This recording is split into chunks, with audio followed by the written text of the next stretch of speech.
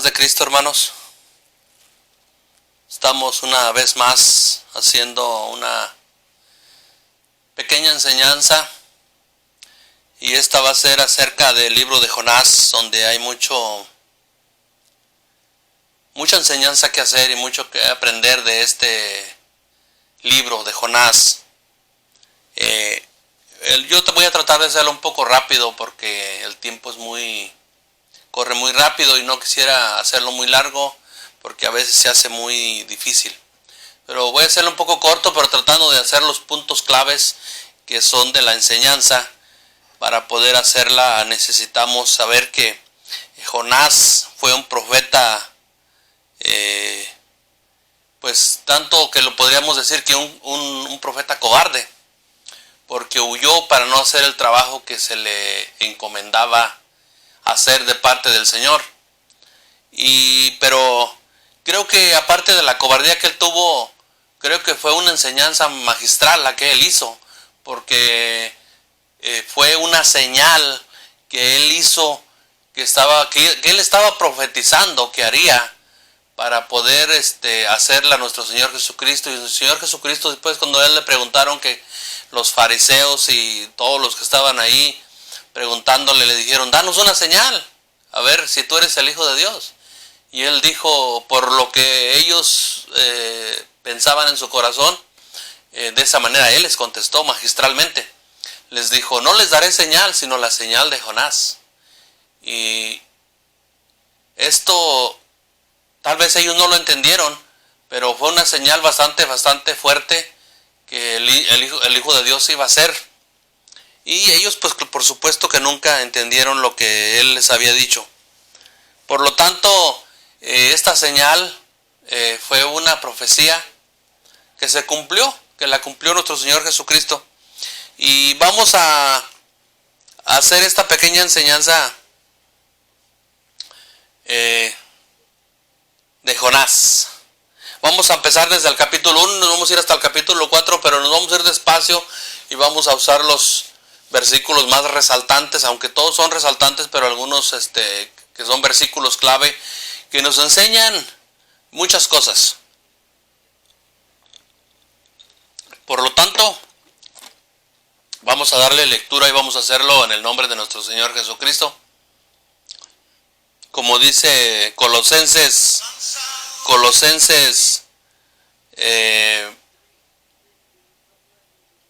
2:17, si no me equivoco, dice,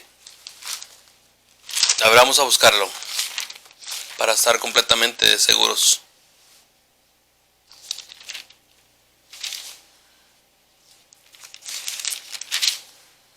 (3:17) dice: y todo lo que hacéis, sea de palabra o de hecho, hacedlo todo en el nombre del Señor Jesús, dando gracias a Dios Padre por medio de Él. ¿Por medio de Él? ¿Por medio de quién? Por medio de Jesucristo. Así que vamos a darle gracias a nuestro Dios, Padre Dios, por darnos la oportunidad de hacer esto, esta pequeña enseñanza, y vamos a hacerlo todo en el nombre de nuestro Señor Jesucristo. Vamos a empezar a hacerlo, vamos a empezar con Jonás 1. Dice: vino palabra de Jehová a Jonás, hijo de Amitai, diciendo: levántate y ve a Nínive, aquella gran ciudad, y pregona contra ella, porque ha subido su maldad delante de mí. Mire, el Señor, aquí le llegó palabra del Señor a Jonás.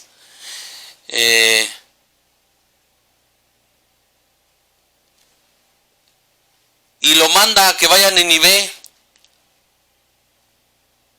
Dice, aquella gran ciudad, y pregona contra ella. Fíjese bien lo que dice, pregona contra ella.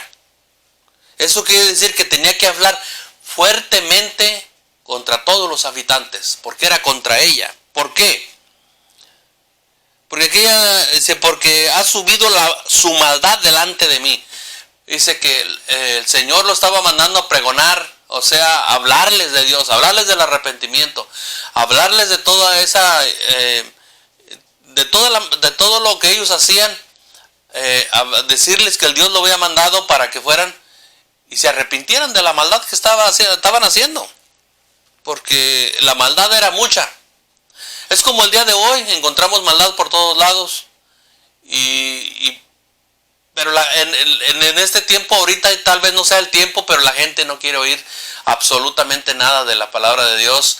Aquellas personas que están totalmente equivocadas, saqueadores, asesinos, no respetan la ley no respeta al ciudadano, vandalismo, saqueadores, anarquistas, e inclusive personas de alto perfil están involucradas. Muchas de las veces los gobernadores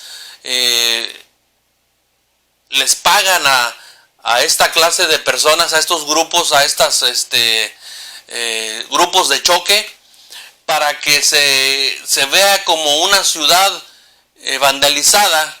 Y mientras la gente hace todo este vandalismo, los gobernadores ganan más dinero, hacen más dinero. Mientras ellos hacen todas estas cosas, los jefes, los grandes jefes están sentados detrás de un escritorio sin que nadie los toque. Mientras que otras personas, la maldad de ellos, jovencitos de 15, 16, 17 años, están sufriendo las penalidades en la calle.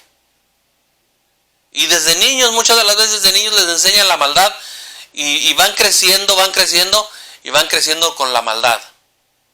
¿Por qué? Porque muchas de las veces ellos mismos, los padres, los dejan en libertad, los dejan que hagan lo que ellos quieran, los dejan por muchas de las veces por el trabajo, por la pobreza. Los padres trabajan y no tienen ningún control de los hijos. Y desde niños van enseñando que la maldad es mucha. Por eso el Señor le decía, dice, porque ha subido su maldad delante de mí. Mire cómo hay mucho ahora, mucha gente, también dentro de las iglesias, cristianas, dentro de las iglesias, de la iglesia católica, cómo van violando niños, cómo van haciendo esa maldad tan fuerte el día de hoy, y aún la gente, esos grandes líderes todavía no han entendido. Pero es porque tiene que suceder para que la palabra de Dios se cumpla, que dice en Mateo, ¿verdad? En Mateo 24:11 dice, porque la maldad es mucha en estos tiempos. Dice que en estos tiempos el amor se va a desaparecer. Y a causa de la maldad, toda esta gente, pues dice, porque la maldad se ha multiplicado.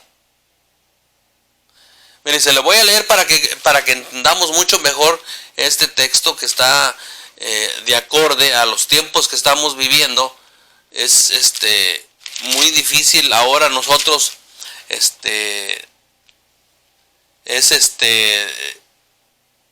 la maldad está por doquier, es muy difícil. Mire, Mateo 24:2 dice, y por haberse multiplicado la maldad, el amor de muchos se enfriará.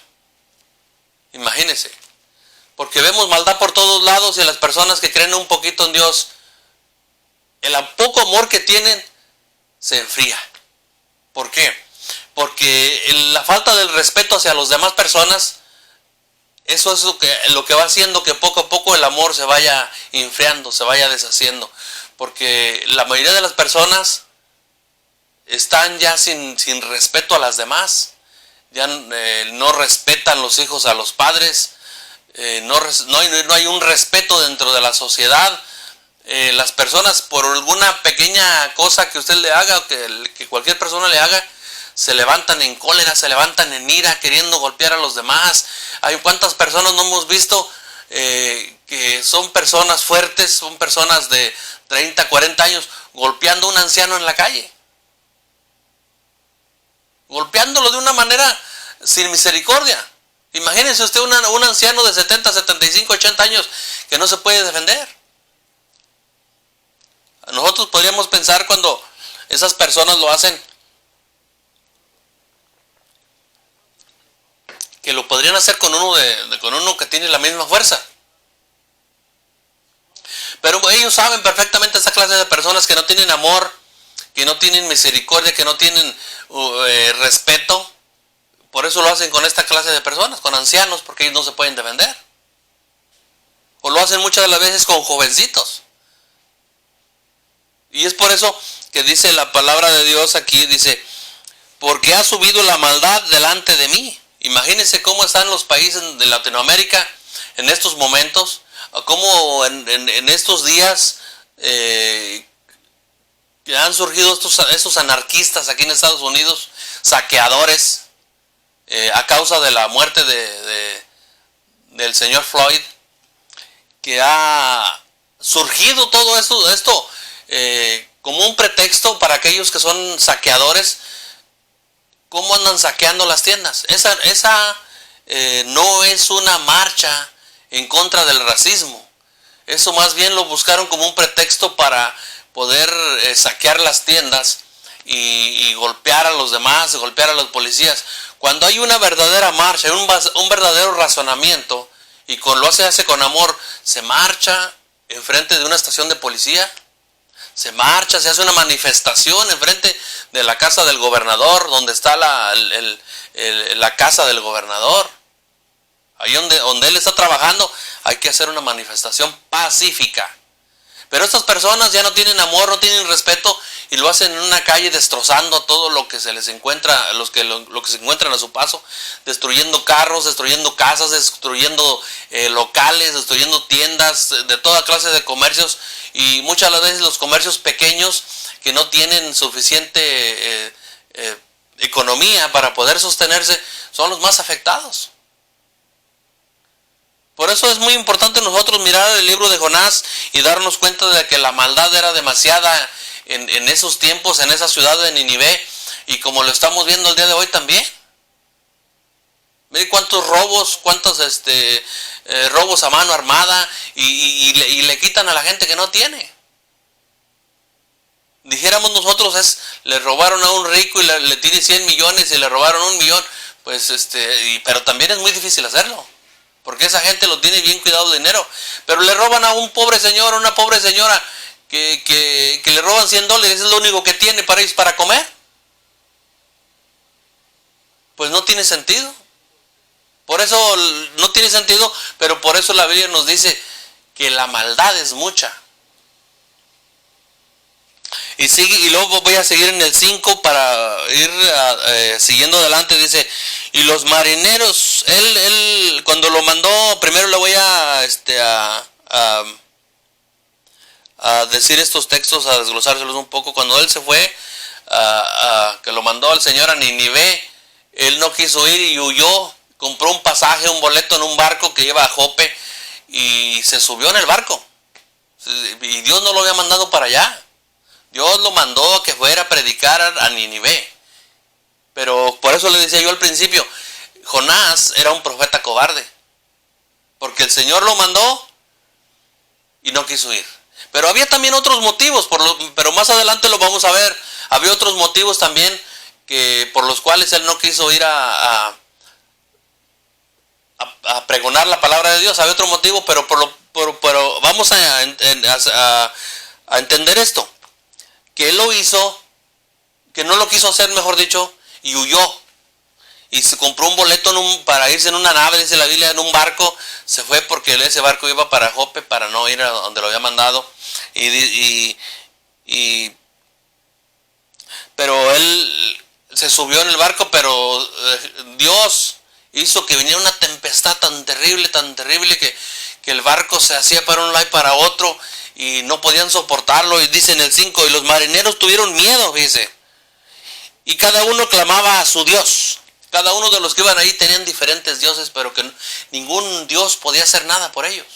Eran unos dioses que no servían para nada. Y dice, y echaron al mar los enseres que había en la nave para descargarla de ellos. Pero Jonás había bajado al interior de la nave y se había echado a dormir. Imagínese usted que todavía Dios lo manda a un lugar y él compra el boleto y se va para otro lugar y todavía se pone a dormir muy tranquilo abajo en el barco, en la parte de abajo, y se pone a dormir tranquilamente, sin ninguna preocupación de las personas que estaban en Nínive, ir a hablarles. Y dice, y luego dice el 6, dice, y el patrón de la nave se le acercó y le dijo, ¿qué tienes, dormilón? Levántate y clama a tu Dios. Quizás Él tendrá compasión de nosotros y no pereceremos. Dice el 7. Y dijeron cada uno a su compañero, venid y echamos suerte para que sepamos por causa de quién nos ha venido este mal. Y echaron suerte y la suerte cayó sobre Jonás. Fíjese nada más. Cayó sobre Jonás la suerte que habían echado ellos. Y lo dice. Y lo dijeron, dice en el 8, dice, entonces le dijeron ellos, decláranos ahora por qué nos ha venido este mal. ¿Qué oficio tienes y de dónde vienes? ¿Cuál es tu tierra y de qué pueblo eres?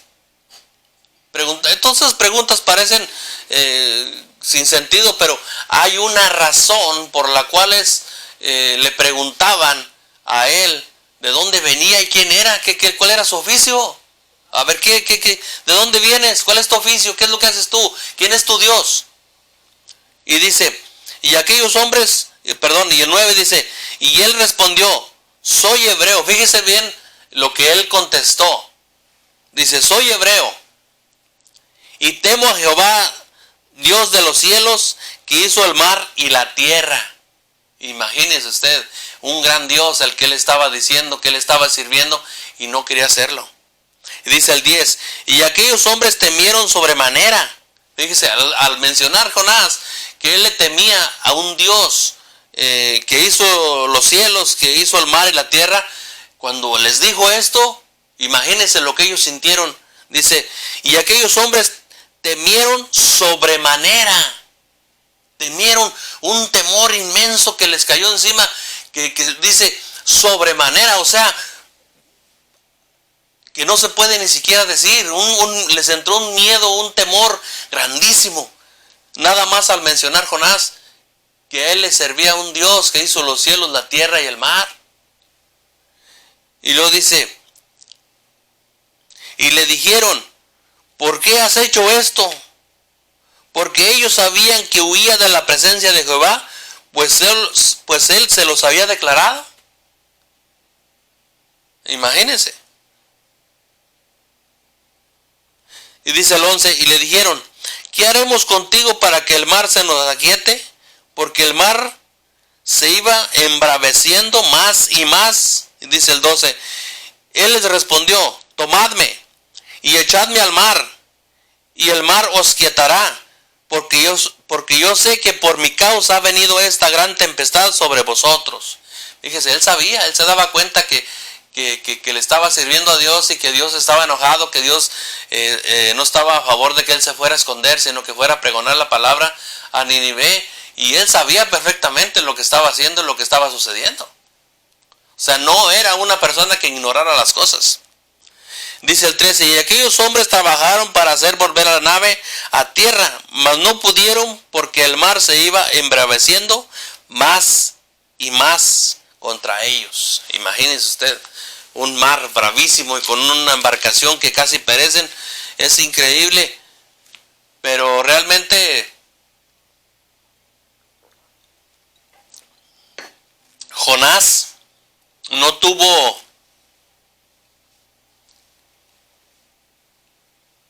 que huir. La mejor manera era de que él hubiera pregonado la palabra, pero Dios tenía un propósito para que él hiciera eso, y fue lo que él hizo. Ahora, entonces clamaron a Jehová y dijeron, te rogamos ahora, Jehová, que no perezcamos nosotros por la vida de este hombre, ni pongas sobre nosotros la sangre inocente, porque tú, Jehová, has hecho como has querido. Fíjese, ellos no conocían a Dios, y cuando Jonás les dijo a quién servía, porque a causa de qué, ¿por qué qué estaba ahí? Porque había huido que él le servía a Dios Altísimo, que hizo los cielos, la tierra y el mar. Y fíjese las palabras de estos hombres. Es tremendo nosotros poder mirar, nosotros poder entender que estos hombres nada más al mencionar esto tuvieron un gran temor. Pero fíjese lo que dice aquí. Dice, ni ponga sobre nosotros la sangre inocente, porque tú, Jehová, has hecho como has querido. Imagínense, has hecho como tú has querido.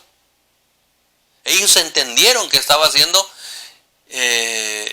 Dios lo que estaba haciendo, y que Dios lo hace lo que Él quiere. Y no hay quien le diga, ¿por qué haces eso? Es increíble. Y luego dice el 15, y tomaron a Jonás y lo echaron al mar, y el mar se aquietó de su furor. Y dice el 16, y temieron aquellos hombres a Jehová con gran temor. Imagínense usted nada más, fíjense, se lo voy a leer otra vez. Y temieron aquellos hombres a Jehová con gran temor. Y ofrecieron sacrificio a Jehová, y hicieron votos. Hicieron sacrificio y hicieron votos. ¿Qué es hacer sacrificio? Bueno, hay muchas formas de hacer sacrificio, ¿verdad? Pero eso no lo voy a mencionar porque es algo que depende de lo que usted quiera hacer. Es un sacrificio lo que se debe hacer. Pero dice luego más adelante, y hicieron votos. Votos también, pues eso son muchas cosas. Es hacer votos. Y por ejemplo, a una persona que dice, yo voy a hacer votos de servirle a Dios. Yo voy a hacer votos de abstenerme de esto. Yo voy a hacer votos de ir a la iglesia. Hay muchas cosas. Pues yo me imagino que ellos, por lo que dice que tuvieron temor, me imagino que hicieron votos de tenerle temor a Dios, de tenerle miedo. Y cuando se dice tenerle miedo, no se refiere a cuando una persona tiene miedo de algo. No, cuando se dice tener temor a Dios es hacer la voluntad de Dios. Eso es temer a Dios, tenerle miedo a Dios.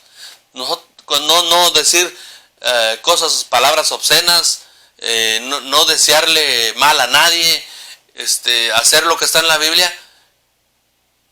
Eso es hacer votos. Tener un temor, ese es el temor, mejor dicho, ese es el temor que tiene la gente, que tenemos nosotros.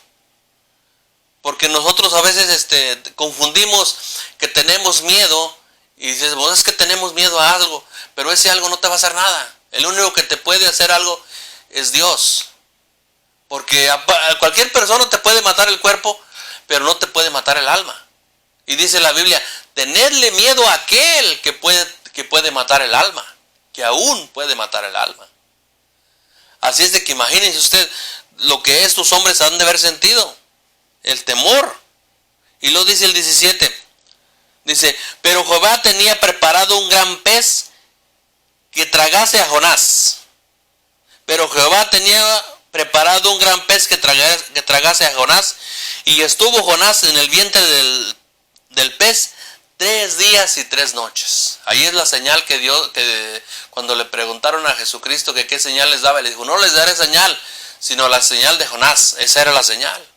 Jonás estuvo en el vientre del pez 3 días y 3 noches. Pero fíjese, cuando Jonás estuvo en el vientre del pez esos 3 días y 3 noches, fíjese lo que le pasó a Jonás. Es muy importante nosotros mirar lo que le pasó a él. Fíjese, vamos a ir en el 2. Dice, yo quiero poner énfasis en esto y recalcarlo y fijarnos lo que está ahí. Dice, fíjese, ahí arriba en el 2, Jonás 2, arriba en el encabezado dice oración de Jonás. Y yo quiero que oiga la oración que él hizo, y se lo voy a ir leyendo despacio, paulatinamente, para que nosotros miremos la oración que hizo él. Mire, dice, entonces oró Jonás a Jehová su Dios desde el vientre del pez, y dijo, invoqué en mi angustia a Jehová, y él me oyó. Desde el seno del Seúl clamé, y mi voz oíste. Mire, Yo quiero que entienda esta parte cuando dice, desde el seno del Seúl clamé. Eso quiere decir que Jonás murió. Porque dice, en el seno del Seúl, él ya estaba muerto. Por eso le vuelvo a repetir que nuestro Señor Jesucristo les dijo a aquellos fariseos, les dijo, no les daré señal, sino la señal de Jonás. Y lo sigue diciendo,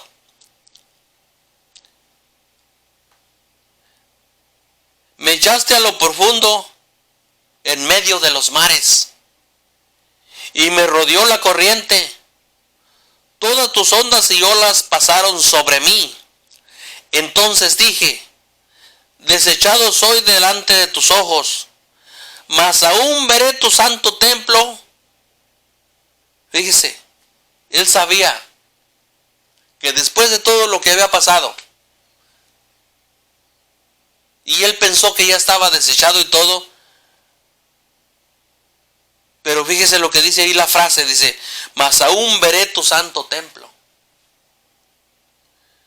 Y luego dice el 5, dice, las aguas me rodearon hasta el alma, rodéenme el abismo, el alga se enredó en mi cabeza, descendí a los cimientos de los montes, la tierra echó sus cerrojos sobre mí para siempre. Mas tú sacaste mi vida a la sepultura, oh Jehová Dios mío. Cuando mi alma desfallecía en mí, me acordé de Jehová. Fíjese lo que estaba sucediendo en esos momentos con él, en todo el entorno de lo que él estaba pasando. Mas sin embargo, él en toda su angustia, él clamó. Él clamó. Y él pensando que Dios lo había desechado, que Dios no lo oía. Pero él tenía fe aún. Dice, mas aún veré tu santo templo. Y lo dice, mas tú sacaste mi vida de la sepultura, oh Jehová Dios mío. Cuando mi alma desfallecía en mí, me acordé de Jehová. Cuando sintió que su alma desfallecía, se acordó del Dios viviente. Y dice, fíjese, y lo sigue diciendo ahí, dice, y mi oración llegó hasta ti en tu santo templo. Llegó hasta donde estaba mismo Dios. Y luego el 8 dice, los que siguen vanidades ilusorias, su misericordia abandonan. 9. Mas yo con voz de alabanza te ofreceré sacrificio. Pagaré lo que prometí. Las salvaciones de Jehová. Dice el 10. Y mandó Jehová al pez y vomitó a Jonás en la tierra. Imagínese usted, estaba en el vientre del pez, pero el pez no lo vomitó dentro del mar, ni en lo profundo del mar. Lo vomitó Jonás en la tierra. Imagínese. Y dice más adelante, le vamos a seguir en el 3, dice, otra vez le habló Dios a Jonás cuando estaba allá en la tierra y le dijo, levántate y ve a Nínive, aquella gran ciudad, y proclama en ella el mensaje que yo te diré. Dice,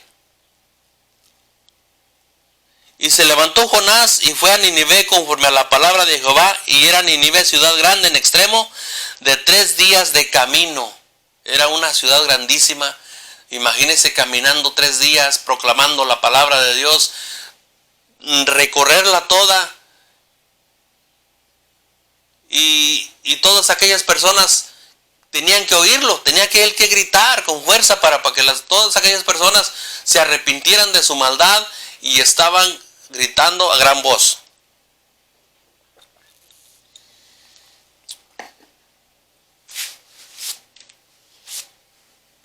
Dice, y lo sigue diciendo, dice, en el 4 dice, comenzó Jonás a entrar por la ciudad camino de un día.